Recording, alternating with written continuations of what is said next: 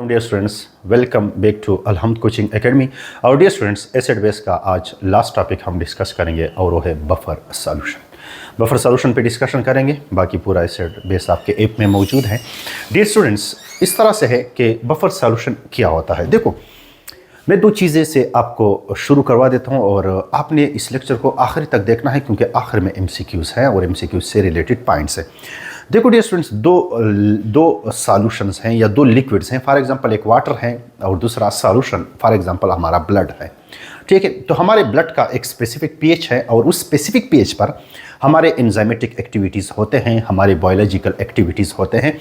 अगर वो pH थोड़ा सा डिस्टर्ब हो जाए तो फिर हमारे डाइजेशन नहीं होता, हमारे एंजाइमेटिक एक्टिविटीज़ रुक जाते हैं। ठीक है, मैं ब्लड की बात कर रहा हूँ कि हमारे बॉडी में जो ब्लड है, अगर उसका pH थोड़ा सा डिस्टर्ब हो जाए तो हमारे एंजाइमेटिक एक्टिविटीज़ डिस्टर्ब हो जाते हैं।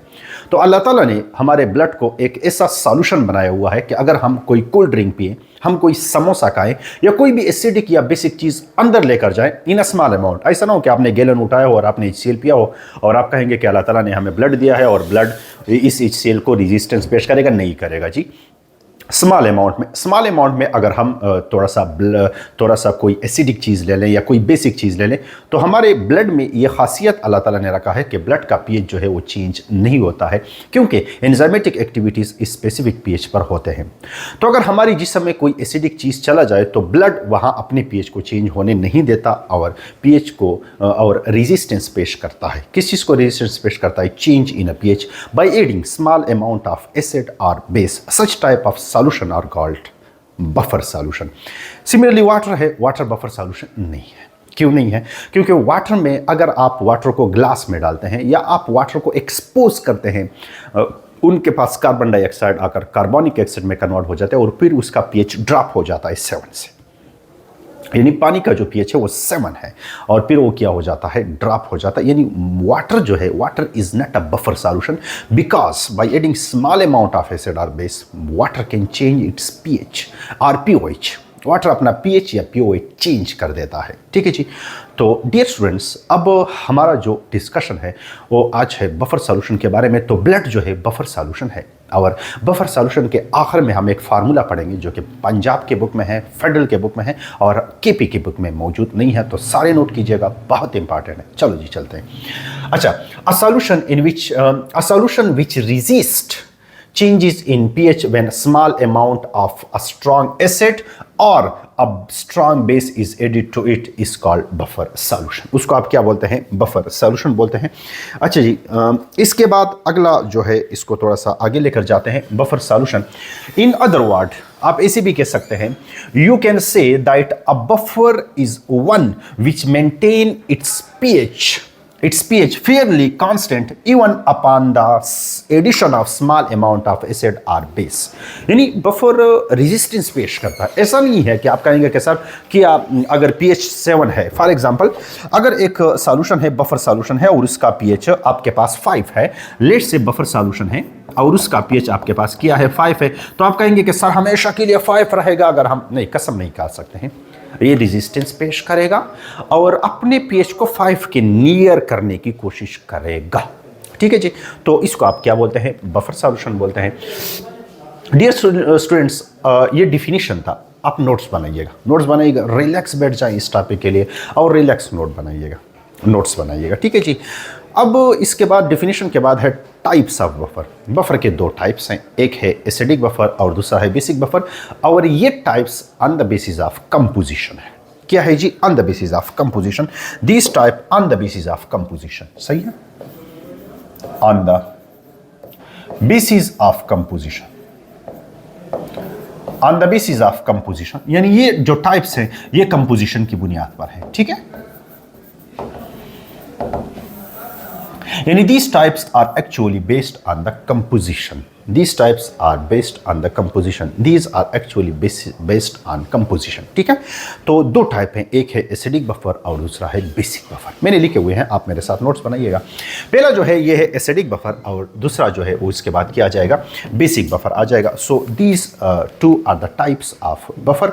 एक कौन सा है? एसिडिक बफर और दूसरा बेसिक बफर। और आपको ये पता होना चाहिए कि ये जो टाइप्स हैं ये on the basis of its composition है। ये किस चीज़ पर बेस है? कंपोजिशन। कभी कभी लोग कहते हैं कि पीएच पर बेस है, लेकिन पीएच पर बेस नहीं है, ये कंपोजिशन पर बेस है। ठीक है जी। अच्छा, अब जो पहला है वो है एसिडिक बफर। मैं लेट से यहाँ पर उसको बनाने की कोशिश करता हूँ, आप पहले इस राइटिंग को इग्नोर कीजिएगा और यहाँ पर तवज्जो दीजिएगा। देखो यहाँ पर मैंने फॉर एग्जाम्पल कोई लिक्विड, फॉर एग्जाम्पल मैंने यहाँ पर वाटर लिया हुआ है। ठीक है, अब इसके अंदर मैं ऐड करने जा रहा हूँ, किस चीज़ को ऐड करने जा रहा हूँ? मैं इसके अंदर एक वीक एसिड ऐड करने जा रहा हूँ, और वीक एसिड आपके पास क्या है? एसिटिक एसिड है, CH3 COOH। मैंने जितना अमाउंट मैंने यहाँ पर एसिटिक एसिड का ऐड किया, जितना भी अमाउंट आप ऐड करना चाहते हैं, एसिटिक एसिड एक वीक एसिड है, आपको ये पता होना चाहिए कि ये एक वीक एसिड हमने यहाँ पर ले लिया। एसिटिक एसिड वीक एसिड है, और हम वीक एसिड क्यों लेते हैं, स्ट्रॉन्ग एसिड क्यों नहीं लेते हैं, ये बाद में बात करेंगे जब हम बफर एक्शन की तरफ चले जाएंगे। ठीक है जी। अच्छा, अब हमने यहाँ पर क्या लिया हुआ है? वीक एसिड लिया हुआ है, एसिटिक एसिड।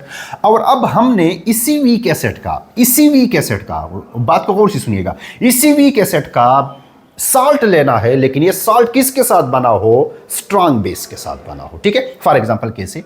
देखो ये एसिटिक एसिड है, ये एसिटिक एसिड है। एसिटिक एसिड का हमने NaOH के साथ क्या बना दिया? NaOH स्ट्रॉन्ग बेस है, और ये वीक एसिड है। इनका रिएक्शन करके हमारे पास आया है सोडियम एसीटेट। ये सॉल्ट है, ये क्या है? साल्ट है। ये किसका साल्ट है? ये इसी वीक एसिड का साल्ट है, लेकिन बना किसके साथ है? बना है स्ट्रॉन्ग, किसके साथ बना है? स्ट्रॉन्ग बेस के साथ बना है। तो उतना ही अमाउंट, जितना अमाउंट आपने वीक एसिड का लिया है, उतना अमाउंट आप उसके साल्ट का लेंगे, लेकिन साल्ट बशर्ते कि किसके साथ बना हो? वो किसके साथ बना हो? स्ट्रॉन्ग बेस के साथ बना हो। तो इसको भी आप डालेंगे इस वाटर के अंदर, और वीक एसिड को भी आप डालेंगे, तो यहां पर सॉल्यूशन बनेगा। और यहां पर जो सॉल्यूशन बनेगा, इस सॉल्यूशन का नाम होगा एसिडिक बफर। इस सॉल्यूशन का नाम क्या होगा? Acidic buffer. ठीक है जी। तो the buffer having a pH less than 7, यानी वो बफर जिसका pH 7 से कम होता है, उसको आप एसिडिक बफर कहते हैं, या एसिडिक बफर का सॉल्यूशन कहते हैं, जब उसका pH 7 से कम हो। ठीक है, मैंने स्टार्ट में कहा कि इसका जो डिवीजन है, ये किस पर बेस नहीं है? ये डिवीजन जो है ये बेस नहीं है। किस चीज़ पर बेस नहीं है? ये pH पर बेस नहीं है, लेकिन एसिडिक बफर नाम से जाहिर है कि उसका pH 7 से कम होगा। ठीक है जी। अच्छा, it prepared by mixing of weak acid and it's salt with strong base. ये दो एग्जाम्पल हैं, ये दोनों एग्जाम्पल आप नोट करें। ठीक है, इससे MCQs कैसे पूछा जाता है?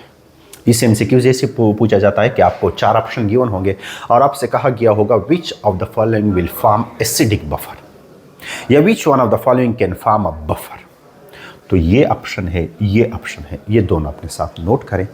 ठीक है जी। अब चलते हैं बेसिक बफर की तरफ। बेसिक बफर कैसे बनेगा? देखो, बेसिक बफर को मैं यहां बना लेता हूं। हमने यहां पर क्या लिया हुआ है? वाटर लिया हुआ है। ठीक है, हमने यहां पर वाटर लिया हुआ है। ठीक है, और इसके अंदर हमने वीक बेस डालना है। यहां पर क्या था? Weak acid. अब आपने यहां पर क्या डालना है? वीक बेस डालना है। अमोनियम हाइड्रोक्साइड एक वीक बेस है, आपने ये डालना है, और इसके साथ वीक बेस का साल्ट यानी अमोनियम क्लोराइड आपने डालना है। लेकिन ये अमोनियम क्लोराइड किससे बना होगा? ये अमोनियम क्लोराइड इस वीक बेस के से बना होगा, लेकिन किसके साथ? कि इस वीक बेस का रिएक्शन स्ट्रॉन्ग एसिड के साथ हो। किसके साथ हो जी? स्ट्रॉन्ग एसिड के साथ हो। तो फॉर एग्जाम्पल कैसे? ये बना देता हूं। देखो, ये है अमोनियम हाइड्रोक्साइड, ओके, और इसका रिएक्शन किसके साथ है? HCl के साथ। तो इसके नतीजे में बनेगा अमोनियम क्लोराइड। क्या बनेगा? अमोनियम क्लोराइड, और साथ में बनेगा H2O। तो ये स्ट्रॉन्ग एसिड के साथ बना है सॉल्ट। अच्छा, एक और MCQ पूछते हैं कि ये जो आपके पास एसिडिक बफर बनता है या बेसिक बफर बनता है, इनमें जो कंपोजिशन है वीक एसिड और उसके साल्ट का, ये कितना होना चाहिए? ये कंपेरेबल होना चाहिए। कंपेरेबल आई मीन सेम होना चाहिए। नोट्स में नोट करो। कभी कभी पूछते हैं कि ये जो बफर सॉल्यूशन जब हम बनाते हैं, तो उसमें हम जब एसिड डालते हैं और उसी का साल्ट जब हम डालते हैं, तो इनका अमाउंट कितना होना चाहिए? इनका अमाउंट ऑलमोस्ट सेम होना चाहिए। कितना होना चाहिए? सेम होना चाहिए। नोट कीजिएगा। तो the buffer solution having the pH more than 7 are called basic buffer. It is prepared by mixing of weak base and its salt with a strong acid. ठीक है जी। तो ये हो गया why do we need buffer solution. Buffer solution हम क्यों ज़रूरी है, क्योंकि अगर हमारा ब्लड बफर सॉल्यूशन ना होता तो हम मर जाते। इस तरह से जो मेडिकल इंडस्ट्री जो है इनमें बफर सॉल्यूशन का काफ़ी रोल है। कभी कभी एमसीक्यूज़ ये भी पूछते हैं कि बफर सॉल्यूशन कहाँ पे ज़्यादा यूज़ होता है, तो मेडिकल इंडस्ट्री में ज़्यादा यूज़ होता है। नोट्स में नोट कीजिएगा शाबाश कि ये कहाँ पे ज़्यादा यूज़ होता है, ये मेडिकल इंडस्ट्रीज़ में ज़्यादा यूज़ होता है, ठीक है। तो अगर बफर सॉल्यूशन ना होता हमारा ब्लड तो हम मर जाते। क्यों? क्योंकि हम तो समोसे भी खाते हैं, बिरयानी भी खाते हैं, साथ में लेमन भी ऊपर चढ़ा के खाते हैं, ठीक है। तो इसी वजह से ऐसा है कि बफ़र होना ज़रूरी है, क्योंकि बफ़र सॉल्यूशन की वजह से एंजाइमेटिक एक्टिविटीज़ कंट्रोल में रहते हैं। अगर बफ़र सॉल्यूशन ना होता, एंजाइमेटिक एक्टिविटी डिस्टर्ब होते, बायोलॉजिकल एक्टिविटीज़ डिस्टर्ब होते, तो फिर बस मरना ही था, और क्या करना था। अच्छा, in a common experience that the pH of human blood is maintained at 7.3.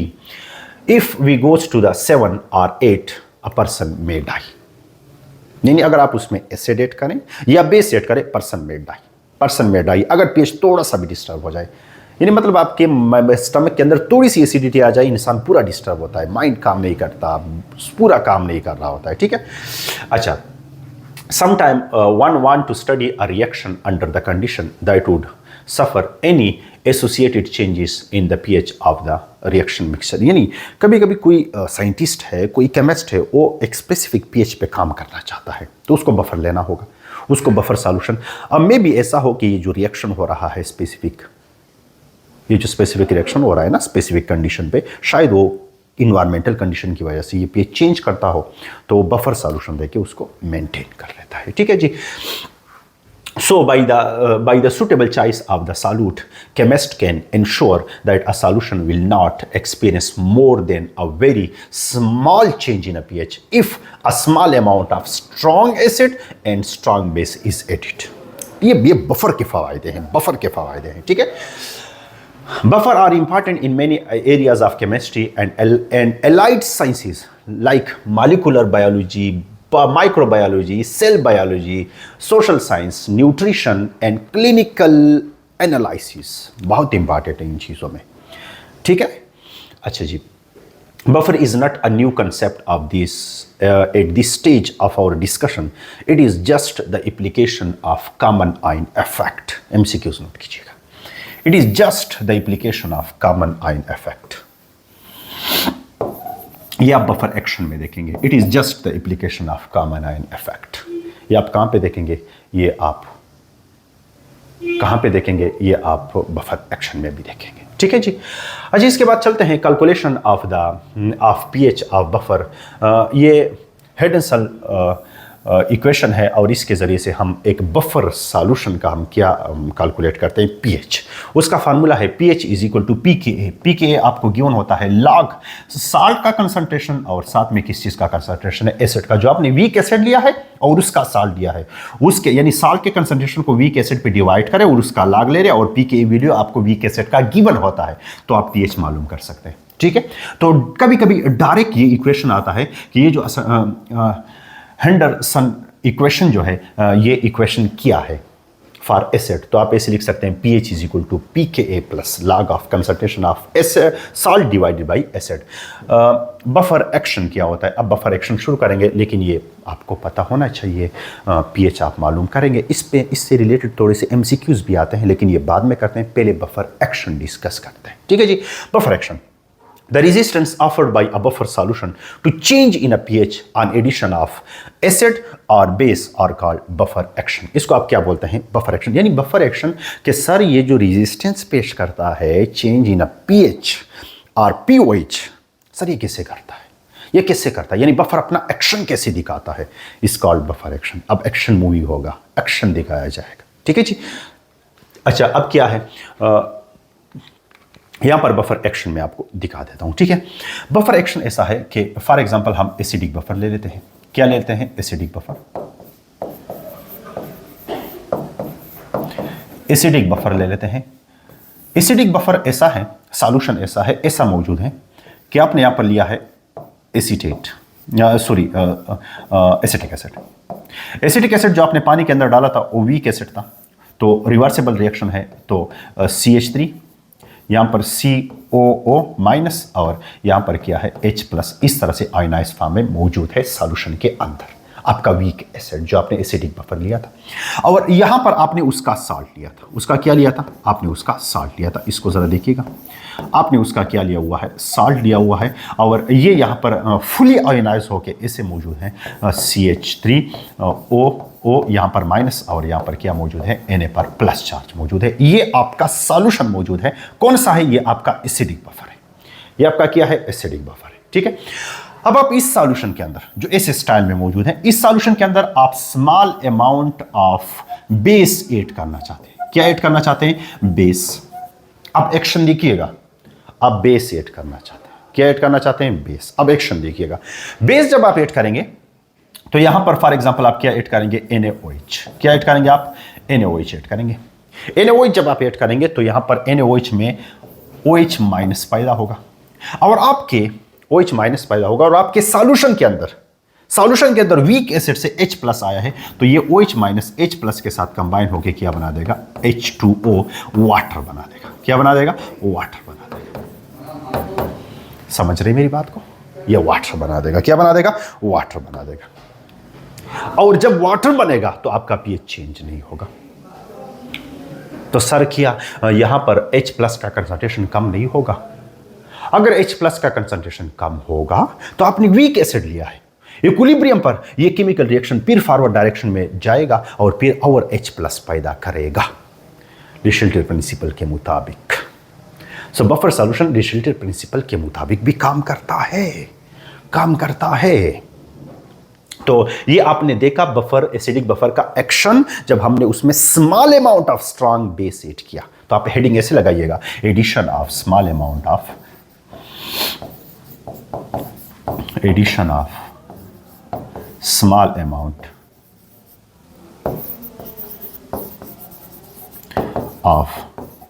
Strong base. तो आपने ऐड किया तो आपने एक्शन देख लिया।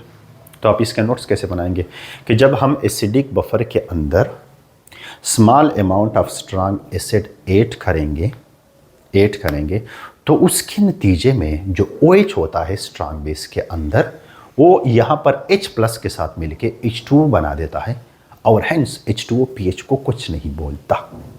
ठीक है, अब दूसरा जो एक्शन देखना है वो है addition of small amount of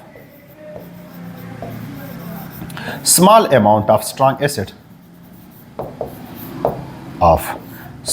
acid यानी small amount of strong acid अगर हम इसमें ऐड करेंगे, फॉर एग्जांपल HCl,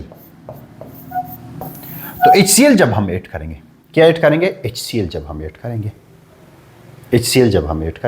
तो HCl जैसे आप ऐड करेंगे तो यहां पर ये H प्लस पैदा करेगा। H प्लस आपकी इस एसीटेट आयन के साथ कंबाइन होकर किस चीज में कन्वर्ट हो जाएगा, un-ionised form of the acetic acid में कन्वर्ट हो जाएगा, और हेंस आपके पास pH जो है वो डिस्टर्ब नहीं होगा। ठीक है जी, तो ये है किस चीज़ का, small amount of strong acid और small amount of strong base, और ये है बफर एक्शन। ठीक है जी, सिमिलरली आप एसिड के लिए भी ऐसा कर सकते हैं, यानी मतलब एसिडिक बफर के लिए मैंने किया तो आप बेसिक बफर के लिए भी कर सकते हैं। हम थोड़े से MCQs डिस्कस करते हैं। ठीक है जी, अब अगर हम आगे चले जाएं, इसको ज़रा सा आप लिख लीजिएगा। अब अगर हम आगे चले जाएं कि वेरी इंपॉर्टेंट पॉइंट, ये जो आपके पास फार्मूला है, pH will be equal to the pKa plus log of salt का कंसंट्रेशन और डिवाइडेड बाई एसिड जो आपने वीक एसिड लिया है इसका कंसंट्रेशन। ठीक है जी, अब अगर ऐसे हुआ कि यहां सॉल्ट का कंसंट्रेशन ज्यादा है और एसिड का कंसंट्रेशन कम है, वैसे तो मैंने कहा कि कंपेरेबल होना चाहिए, लेकिन अगर सॉल्ट का कंसंट्रेशन ज्यादा था और एसिड का कंसंट्रेशन कम था, तो ये जो pH है इसकी वैल्यू pKa से ज्यादा होगी। ये आपका MCQs हो गया कि if in a acidic buffer, if the concentration of salt is more than the concentration of weak acid, then the pH will be greater than pKa, less than pKa, equal to the pKa। तो आपके सामने है ये MCQs. दूसरा MCQs, अगर acid का concentration ज्यादा हो तो pKa ज्यादा होगा pH से, और अगर दोनों सेम हो तो pH will be equal to the pKa। ये जो इक्वेशन है ये आपको याद होना चाहिए, यही चीजें एमसीक्यूज में पूछते हैं, ठीक है जी। इसके बाद है यूजेस ऑफ बफर। तो यूजेस ऑफ बफर आपके सामने है। यूजेस ऑफ बफर पर मैं क्या बात कर सकता हूँ, तो यूजेस ऑफ बफर आप जस्ट इसको एक रीड दे दें और अपने नोट के मुताबिक, अपने बुक के मुताबिक इसको रीड करें, ठीक है। इसके बाद है की पॉइंट्स। की पॉइंट्स ये है, इसको आप सुनिएगा। अगर साल्ट और एसिड का जो रेशो है वो इक्वल टू 10 हो, इक्वल टू 10 हो, तो log of 10 is equal to 1, then pH will be equal to the pKa plus 1। ये एमसीक्यूज आपको पता होना चाहिए कि इफ अगर एमसीक्यूज ऐसा जाए, या आपको ये गिवन हो, फॉर एग्जांपल ये गिवन हो, ये आपको कितना गिवन हो, ये आपको गिवन हो 50 और एसिड आपको गिवन हो 10 या 5, तो इससे रेशो कितना आता है 10। तो फिर आप वो जो इक्वेशन है वो आप ऐसे लिखेंगे कि pH will be equal to the pKa plus 1, क्योंकि log of 10 is equal to 1, ठीक है। ये भी आपके लिए, अगर ये क्या हो, अगर ये आपके पास 100 आ जाए तो आप क्या लिखेंगे, pH will be equal to the pKa plus 2। ये भी एमसीक्यूज में पूछा जा सकता है। अगर ये आपके पास कितना आ जाए, 0.1 आ जाए, so pH will be equal to the pKa minus 1। ये भी एमसीक्यूज के लिए नोट करें। अगर इस तरह से आ जाए तो ये सारे एमसीक्यूज के लिए मैंने दिए हैं, आप इसको क्या कीजिएगा, नोट कीजिएगा। अब डियर स्टूडेंट्स, यहाँ पर कुछ डिस्कशन मैंने छोड़े हैं। कैसे सर, आपने बेसिक बफर का एक्शन नहीं दिखाया। डियर स्टूडेंट्स, आप उसको लिख लीजिएगा, अपने बुक में रीड कीजिएगा तो आसान है। सर, आपने बेसिक बफर के लिए पीओएच का फार्मूला नहीं बताया, तो वो बड़ा आसान है। POH will be equal to the pKb plus log of ये जो साल्ट का कंसंट्रेशन है और डिवाइडेड बाय ये जो बेस का कंसंट्रेशन है। तो ये आप पीओएच मालूम कर सकते हैं, कौन से सॉल्यूशन का, बेसिक सॉल्यूशन का, और बाकी ये कंसेप्ट आप अप्लाई कर सकते हैं। अगर कोई इसको जस्ट सिंपल देखना चाहता है, किस चीज़ के लिए, सिंपल बोर्ड के लिए देखना चाहते हैं, तो जस्ट डिफिनेशन लिखिएगा, जस्ट इसकी इंपॉर्टेंस लिखिएगा। और अगर कोई इंटीटेस के लिए देखना चाहता है तो आपको ये फार्मूले याद होने चाहिए, आपको एग्जाम्पल याद होने चाहिए, ठीक है डियर स्टूडेंट्स। अब तक के लिए इतना ही, इंशाल्लाह नया चैप्टर शुरू करते हैं। अल्लाह नेगहबान।